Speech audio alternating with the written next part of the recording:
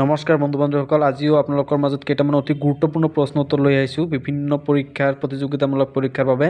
এই প্ৰশ্ন উত্তৰবিলাক সাধাৰণতে আছাম পুলিচত বা ADRE গ্ৰেড 3 গ্ৰেড 4 লেভেলৰ পৰীক্ষাৰ বাবে সহায় হ'ব।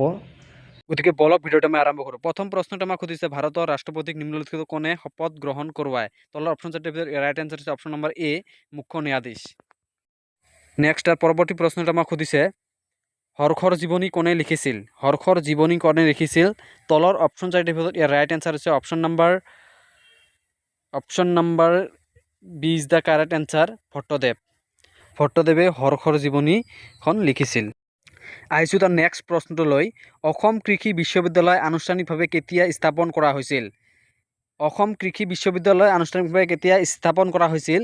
তলৰ অপশ্যন চাৰিটাৰ ভিতৰত ইয়াৰ ৰাইট এনচাৰ হৈছে option number B is the correct answer, 1969 চনত কি কৰা হৈছিল? স্থাপন কৰা হৈছিল কৃষি বিশ্ববিদ্যালয়খন। আহিছোঁ নেক্সট প্ৰশ্নটোলৈ। অসমৰ কোনখন ৰাষ্ট্ৰীয় উদ্যান বনৰীয়া ঘোঁৰা আৰু দেওহা পোৱা যায়? অসমৰ কোনখন ৰাষ্ট্ৰীয় উদ্যানত কি পোৱা যায়? বনৰীয়া ঘোঁৰা আৰু দেওহা পোৱা যায়। তলৰ অপশ্যন চাৰিটাৰ ভিতৰত ইয়াৰ ৰাইট এনচাৰ হৈছে option number D is the correct answer, Dibru Saikhowa ৰাষ্ট্ৰীয় উদ্যানত বনৰীয়া ঘোঁৰা আৰু দেওহা পোৱা যায়। আহিছোঁ তাৰ নেক্সট প্ৰশ্নটোলৈ। বায়ুমণ্ডলত সৰ্বাধিক মাত্ৰাত কি গেছ পোৱা যায়? বায়ুমণ্ডলত সৰ্বাধিক মাত্ৰাত কি গেছ পোৱা যায়? তলৰ অপশ্যন চাৰিটাৰ ভিতৰত ইয়াৰ ৰাইট এনচাৰ হ'ব option number C is the right answer, nitrogen gas বায়ুমণ্ডলত সৰ্বাধিক মাত্ৰাত কি পোৱা যায়। যিসকল বন্ধু বান্ধৱী এতিয়াও আমাৰ চেনেলটো ছাবস্ক্ৰাইব কৰা নাই, ছাবস্ক্ৰাইব কৰক প্লিজ। তাৰ পৰৱৰ্তী প্ৰশ্নটো আমাক সুধিছে, নালন্দা বিশ্ববিদ্যালয়ৰ প্ৰতিষ্ঠাপক কোন আছিল? নালন্দা বিশ্ববিদ্যালয়ৰ প্ৰতিষ্ঠাপক কোন আছিল? তলৰ অপশ্যন চাৰিটাৰ ভিতৰত ইয়াৰ ৰাইট এনচাৰ হৈছে অপশ্যন নম্বৰ এ হ'ব ৰাইট এনচাৰ। অপশ্যন নম্বৰ এ, কুমাৰ গুপ্ত হৈছে নালন্দা বিশ্ববিদ্যালয়ৰ কি আছিল? প্ৰতিষ্ঠাপক আছিল।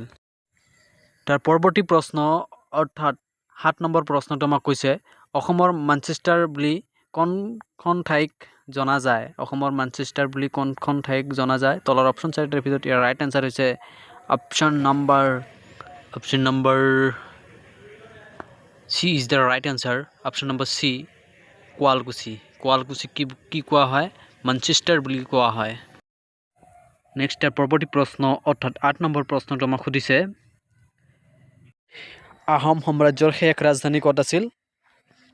আহোম সাম্ৰাজ্যৰ শেষ ৰাজধানী ক'ত আছিল? তলৰ অপশ্যন চাৰিটাৰ ভিতৰত ইয়াৰ ৰাইট এনচাৰ হৈছে option number B is the right answer, Jorhat. যিসকল বন্ধু বান্ধৱী এতিয়া আমাৰ চেনেলটো ছাবস্ক্ৰাইব কৰা নাই, অতি সোনকালে চেনেলটো ছাবস্ক্ৰাইব কৰি লওক।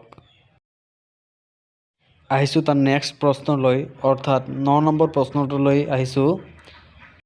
9 নম্বৰ প্ৰশ্নটো আমাক সুধিছে, অসম সাহিত্য সভাৰ প্ৰথম অধিৱেশন ক'ত অনুষ্ঠিত হৈছিল? অসম সাহিত্য সভাৰ প্ৰথম অধিৱেশন ক'ত অনুষ্ঠিত হৈছিল?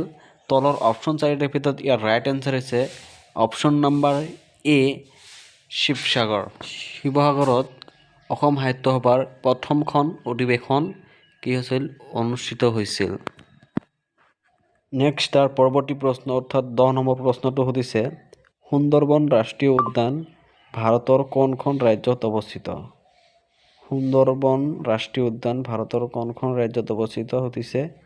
তলৰ অপশ্যন চাৰিটাৰ ভিতৰত ইয়াৰ ৰাইট এনচাৰ হৈছে option number B is the correct answer, পশ্চিমবংগত সুন্দৰবন ৰাষ্ট্ৰীয় উদ্যানখন অৱস্থিত। তাৰ নেক্সট প্ৰশ্ন অৰ্থাৎ 11 নম্বৰ প্ৰশ্নটোলৈ আহিছোঁ। 11 নম্বৰ প্ৰশ্নটো আমাক সুধিছে, ৰাম মন্দিৰ ভাৰতৰ কোনখন ৰাজ্যত অৱস্থিত সুধিছে। তলৰ অপশ্যন চাৰিটা দিয়া আছে, অপশ্যন নম্বৰ এ অসমত, option B Paschimbanga, option C Kerala, option D Uttar Pradesh. গতিকে তলৰ অপশ্যন চাৰিটাৰ ভিতৰত ইয়াৰ ৰাইট এনচাৰ কি হ'ব আপোনালোকে কমেণ্ট বক্সত জনাই দিব।